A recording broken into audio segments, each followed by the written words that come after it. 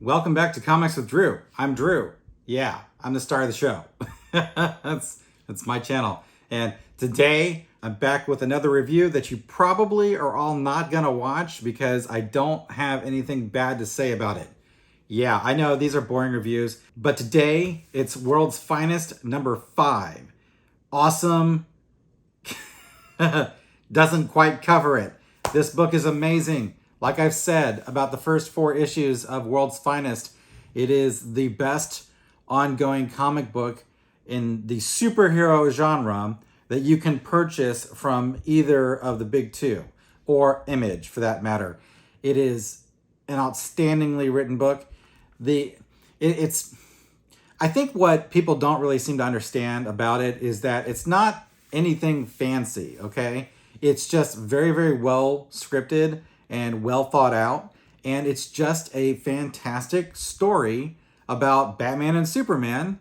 So this appears to be the end of the arc, and it is a great ending to it. The thing is that it's funny because Mark Waid, who's writing this, really understands the characters, and I think that's the key. A lot of writers these days either don't care to understand the characters or don't want to understand the characters. And this results in comics that are written basically because they have an axe to grind, right? But Mark Waid, for all of his illustrious history, he's gotten back with this book to just writing an awesome superhero comic. So Dan Mora's art is just phenomenal. You know, when you look at this cover, look at this cover, right? That is Superman. He doesn't even have to be wearing the Superman outfit to identify him as Superman.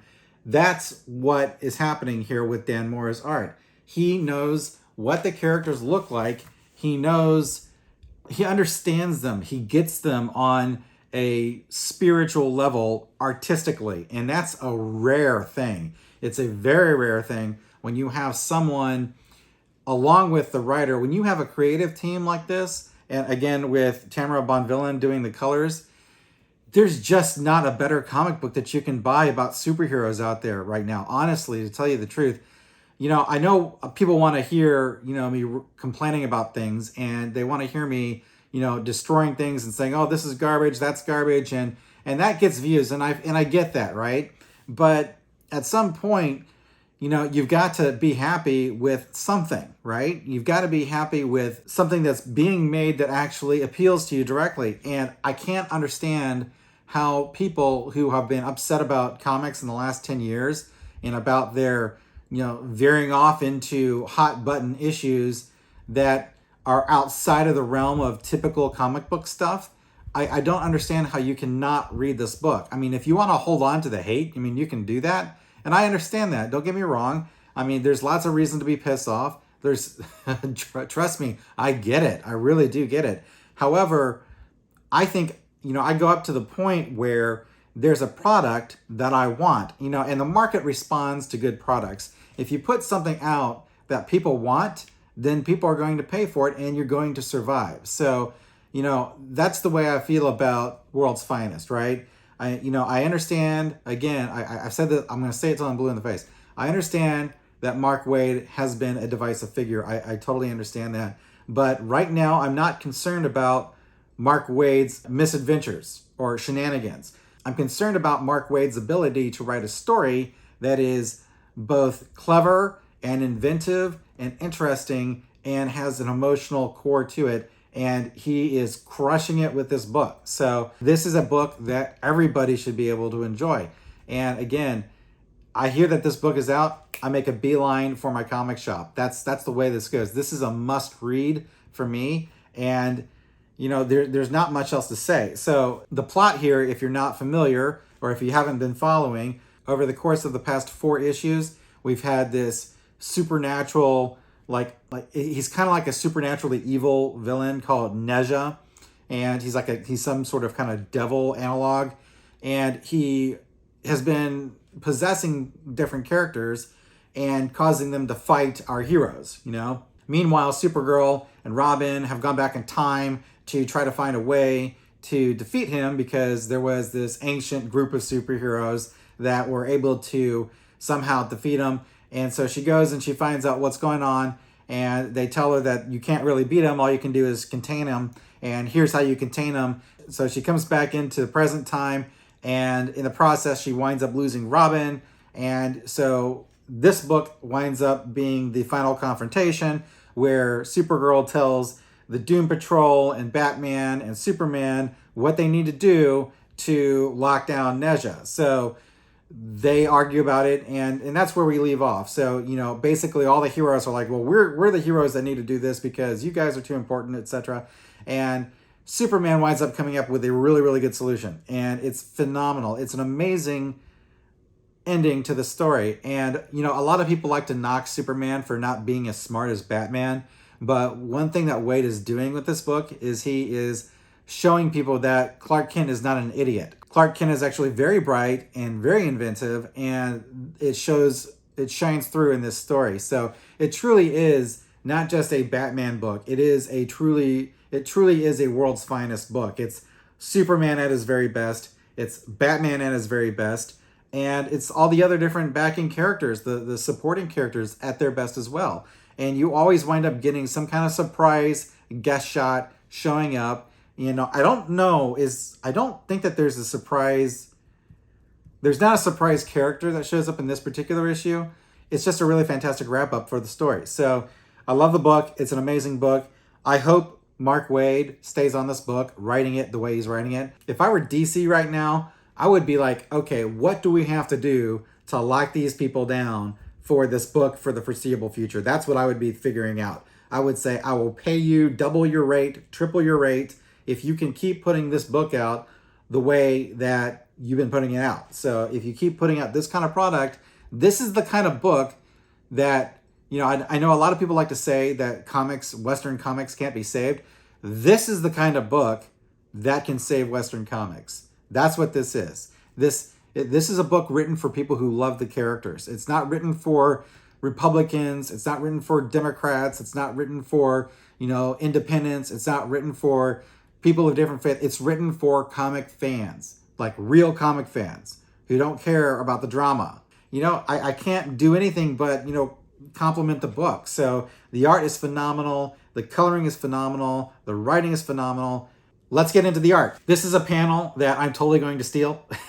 I love the way Dan Mora depicts Supergirl with this device that's going to be very important to trying to contain Nezha.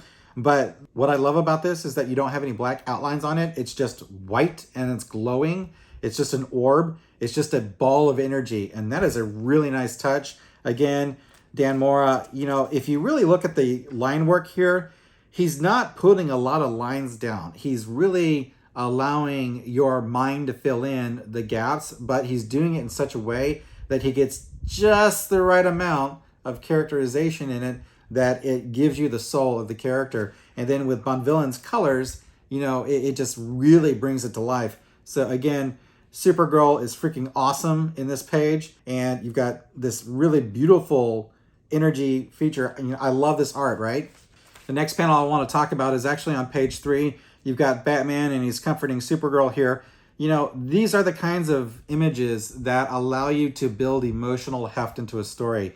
This is not something that lesser artists can really grasp or understand. Batman's actually touching Supergirl on her shoulder, but the way that the arm is placed, you can tell that it's just ever so gentle, you know? Here's one of the strongest men alive, and he's turned into a comforting figure, and obviously Supergirl is very dejected here, but you know that he's comforting her. You can see the emotion, the way that Dan Mora is portraying it, and it's just amazing art. The next panel I want to talk about is this here. You've got 3 of the primary characters. You've got Batman, Supergirl, and Superman, and they're all, you know, focusing on the energy disc here. I love the quick little line with Batman turning his head here with the little motion, and then the same thing on the other side with Superman. It's like you don't need a lot, you just need to suggest it. And that's one of the wonderful things about Dan Mora's art, is that he just suggests movement, and in doing so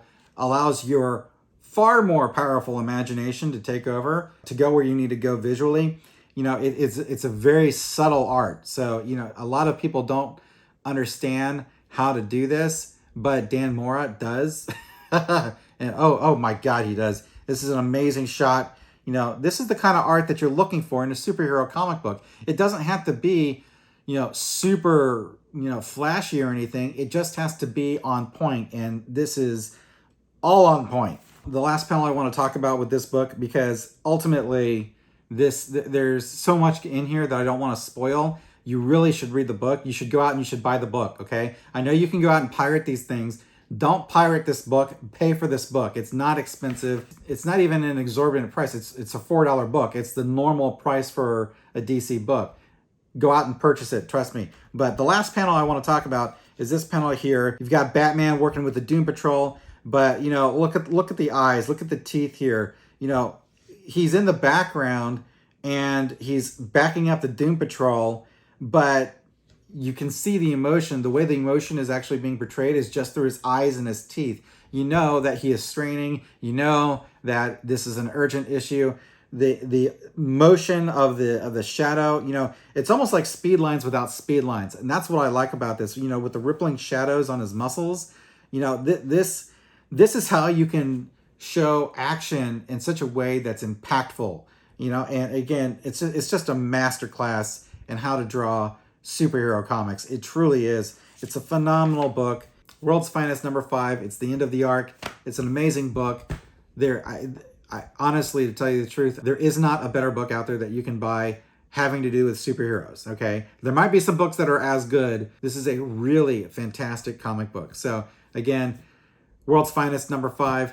Thanks for watching Comics with Drew. I'm Drew, and I'll catch you next time.